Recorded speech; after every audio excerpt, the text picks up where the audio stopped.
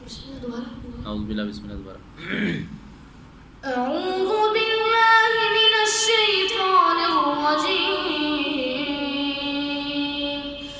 بسم الله الرحمن الرحيم. يا أيها الذين آمنوا لا تكونوا كالذين آذوا موسى فبرأه الله مما قالوا وكان عند الله وجيها. يا